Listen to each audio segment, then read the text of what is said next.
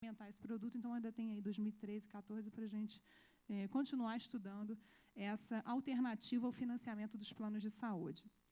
Um outro item que a agência também analisou nesse eixo foi a análise da nota técnica de registro de produtos e do pacto intergeracional, ou seja, análise do preço dos produtos e dessa questão da relação de preços entre a primeira faixa e a última faixa, se esse limite de 6 vezes é bom ou não é.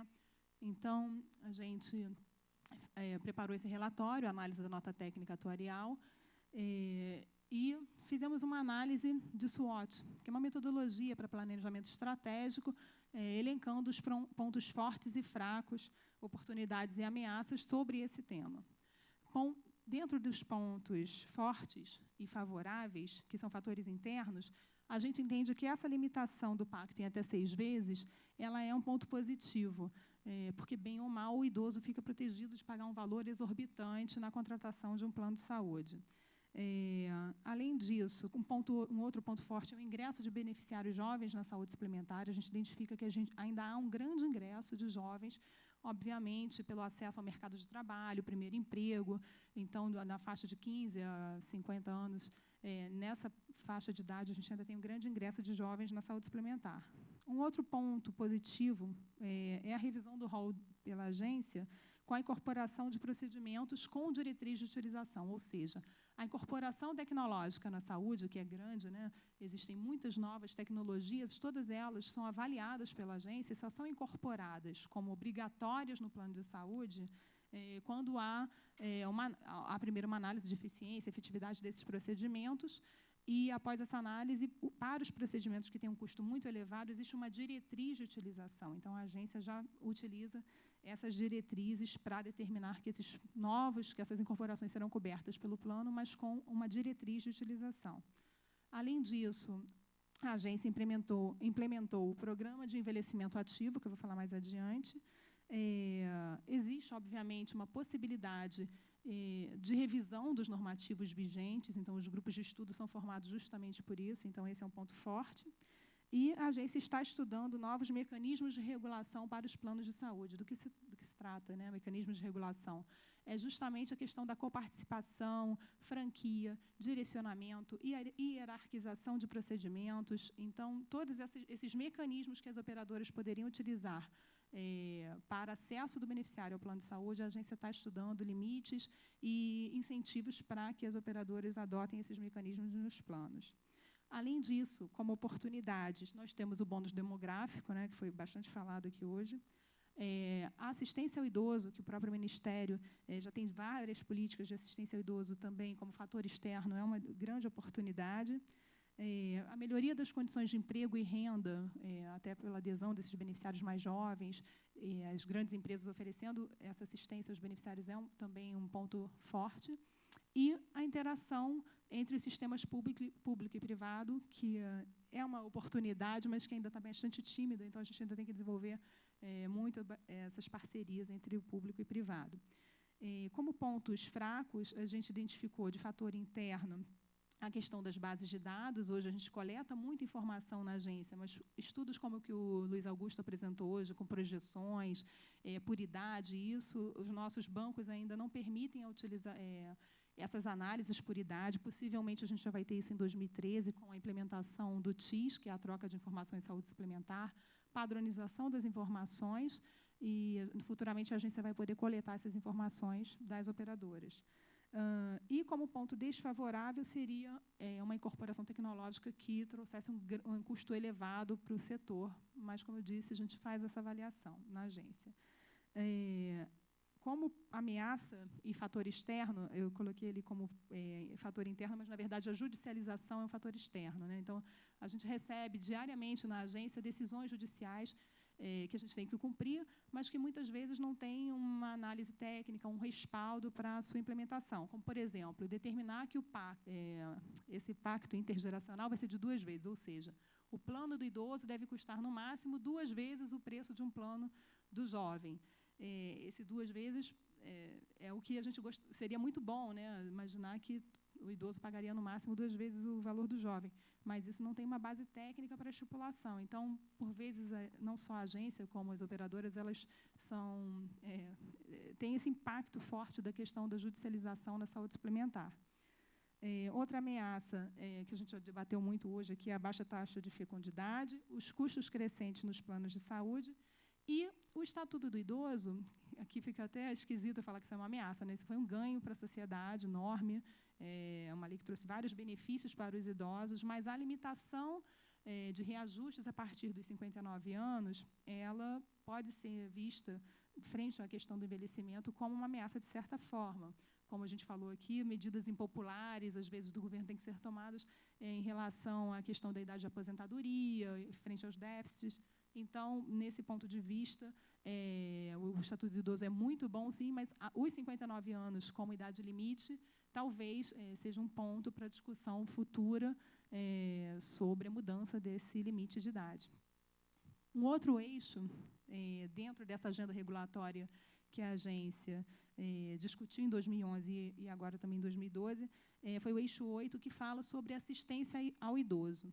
Nesse eixo, foram feitos diversos estudos. Um deles fala das experiências de sucesso em diversos países. Então, a gente tem um relatório que apresenta as experiências do Brasil, da Alemanha, Austrália, Canadá, Espanha, Estados Unidos, França e Inglaterra, nos seus modelos de saúde, se é público, privado, qual o percentual de gasto. Então, esse relatório traz todas essas informações, traz um panorama completo, uma análise comparativa, mostra o exemplo da Austrália, onde, para o beneficiário conseguir uma cobertura de sobrevivência, se ele não ingressar no sistema até 31 anos de idade, ao ingressar nessa cobertura, ele tem que um valor adicional no prêmio de 2% ao ano. Então, se ele ingressa aos 40 anos, ele paga mais 2%, 10 vezes 2, dá mais 20% no prêmio pela demora na adesão a esse plano de aposentadoria, né, como a renda vitalícia. Então, existem algumas medidas que trazem essa questão da idade e estão todas descritas nesse relatório. Bom, um outro eixo da assistência ao idoso foi criar indicadores de atenção ao idoso da dimensão assistencial. A agência tem um programa de qualificação das operadoras. Então, ela divulga anualmente qual o resultado das operadoras de acordo com os indicadores desse programa. Então, ela editou, em 2011, uma resolução normativa trazendo um peso maior para a dimensão assistencial. Tem a dimensão assistencial, financeira. Então, ela trouxe um peso maior para a dimensão assistencial desses indicadores e também determinou a realização de uma pesquisa de satisfação dos beneficiários, ou seja, empoderar o beneficiário nessa medida de avaliação das operadoras. Um outro eixo tratou de estimular as operadoras a criarem incentivos aos beneficiários da terceira idade que participarem de programas de acompanhamento de sua saúde. Então, a agência lançou a Resolução 265, em 2011, que trata justamente da bonificação de beneficiários. Então, acho que o Luciano, se não me engano, falou sobre isso. As operadoras não dão desconto se você é um bom um beneficiário que não gera despesa. Esse programa de bonificação da agência, ele visa dar bônus e descontos ou premiações aos beneficiários que aderem a programas de promoção da saúde e prevenção de doenças. Então, se o beneficiário é cardíaco e adere a um programa que determina alguns exercícios físicos ou a utilização de alguns medicamentos, então, se ele só de aderir ao programa, ele consegue bônus e descontos. E esse programa teve um resultado muito bom. Em termos de beneficiários, em 2009, esses programas de promoção e prevenção representavam 82 mil beneficiários. Em 2012, após esse normativo, foram atingidos mais de 1 milhão de beneficiários. E, em termos de programa, em 2009, a agência tinha só 53 programas cadastrados e, em 2012, ela tem mais de 760 programas cadastrados. Então, essa foi realmente uma norma indutora para as operadoras de planos de saúde. Um último item desse eixo 8, que fala da assistência ao idoso, é estimular a introdução do modelo diferenciado de assistência ao idoso como forma de aumentar a permanência e a entrada dos gastos dos idosos nos planos de saúde. Do que esse programa trata? Plano de cuidado do idoso, justamente dessa nova visão que o Fausto citou, que determina uma nova... tira um pouco desse paradigma do uso, do pagamento ao prestador, enfim, do uso irracional dos recursos, né? Então, ele traz essa visão de uma linha de cuidado. A operadora determinaria uma linha de cuidado para os idosos, ela diferenciaria esses idosos em grupos homogêneos. Então, ali, por exemplo, a gente pode falar, a partir de uma avaliação funcional, esses idosos seriam divididos em idosos sem patologia, de 60 a 80 anos, ou com patologias, ou idosos com mais de 80 anos, enfim, segmentar esses grupos para que sejam tomadas ações de saúde para esses grupos. Bom, então, essas foram as ações que a agência tomou. Nesse caderno tem também todos os resultados da PNAD, mostrando as diferenças para o idoso e qual é o perfil de utilização do plano de saúde. Bom, então, esses foram os resultados da Agenda Regulatória 2011 e 2012. Para os anos de 2013 e 2014, a agência já apresentou, na última Câmara de Saúde Suplementar, algumas prévias sobre os itens que a agência pretende tratar em 2013 e 2014, e esses itens vão para a consulta pública, ou seja, no site da agência, todo cidadão pode acessar e ali sugerir o que considera relevante para que a agência regulamente nos próximos 2 anos. E, só para adiantar, o que já foi apresentado lá, a gente vai continuar tratando da questão da sustentabilidade do setor, da garantia de acesso e da qualidade assistencial e da garantia de acesso à informação. Bom, e, por último, a gente falando de desafios, perspectivas, tantas coisas para a gente fazer, os grandes estudiosos, né? Então, aqui eu tenho um exemplo do Dean Ornish, que é professor da Universidade de São Francisco, na Califórnia. Ele é do Instituto de Pesquisa e Medicina Preventiva e ele defende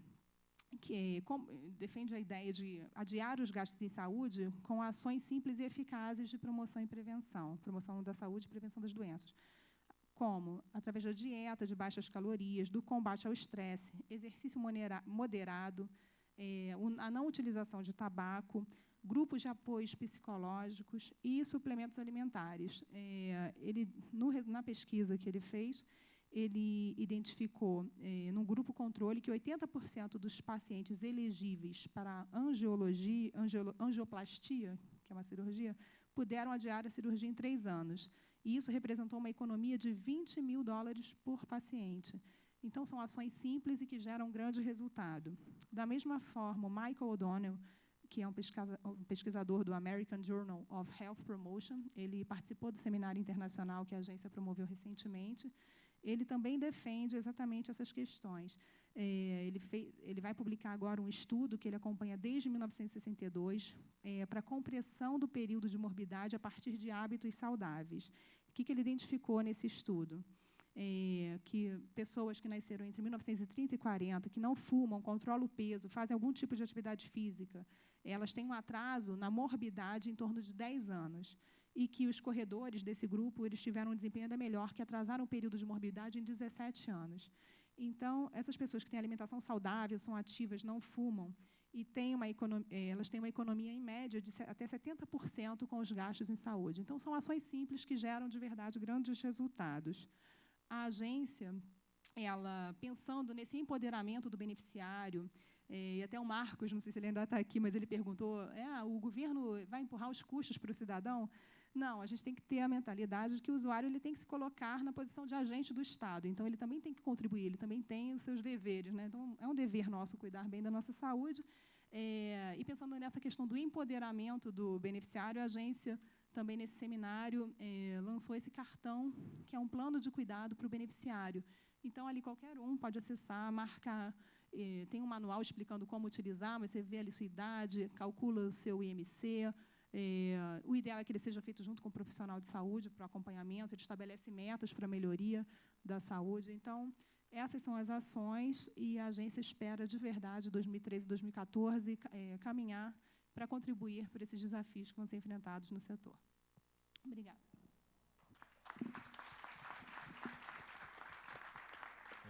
Muito obrigado, doutora Rosana Neves. Gostaria de passar agora a palavra para o representante do Ministério da Previdência, o doutor Rogério Constanzi. Alô? O controle...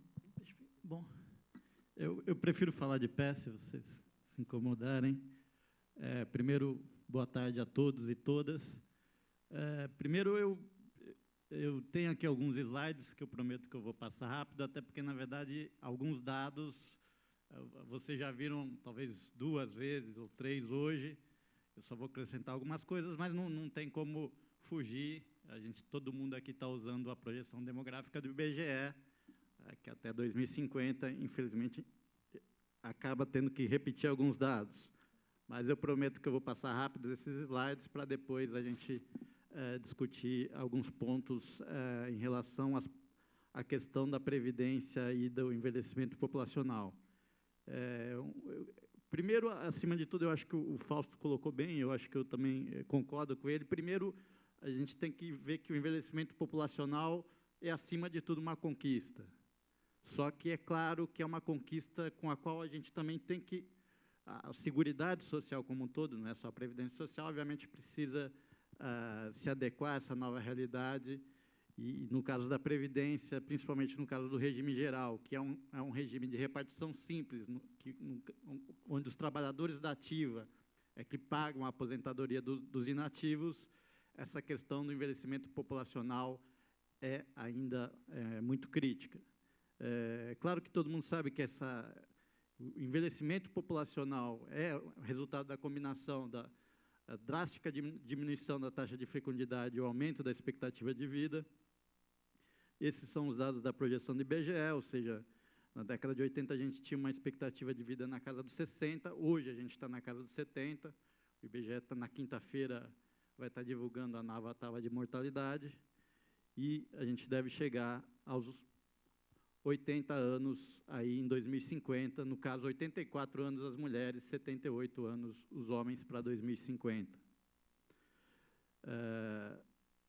A fecundidade, a gente tinha uma fecundidade de 4 na década de 80, já está abaixo de 2, e na projeção do IBGE deve chegar a 1,50 por volta de 2050, 1,5, desculpa.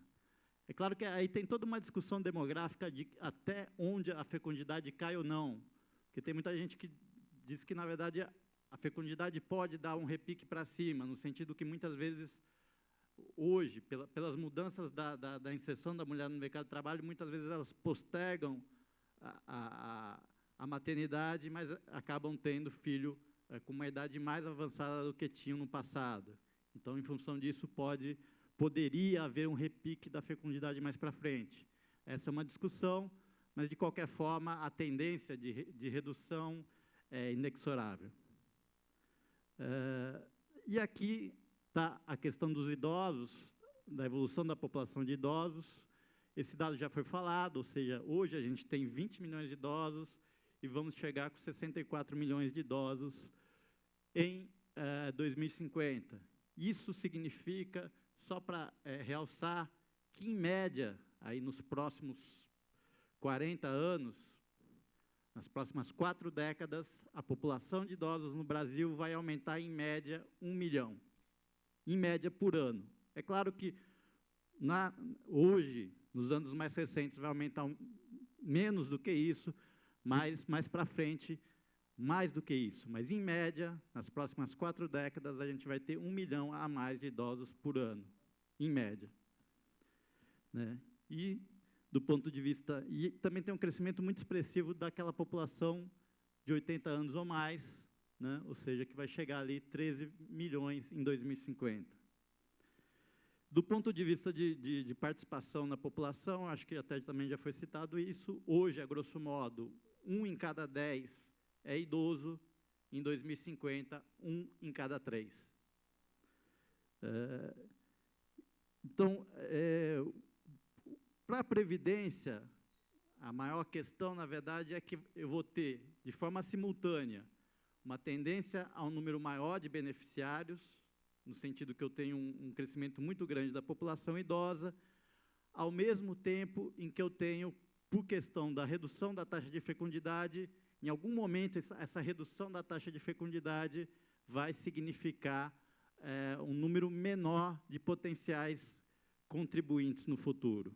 Então, a grosso modo, é muito simples, num regime de repartição, eu vou ter que pagar mais benefícios por mais tempo, com uma relação de dependência mais frágil.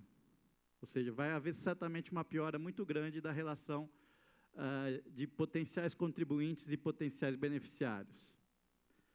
Só para dar um exemplo, por exemplo, se você pegar a população em idade ativa, que é de 15 a 60, supondo 15 a 64 anos, essa população vai crescer 8 milhões nos próximos 40 anos, enquanto a de idosos vai crescer 44 milhões.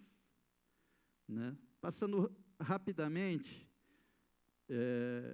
aqui tem muito claro isso. Por exemplo, a população de idosos de 65 anos ou mais vai crescer a taxa de 5% no período ali de 2030 a 2050, enquanto a população de potenciais contribuintes vai estar caindo a quase 1%.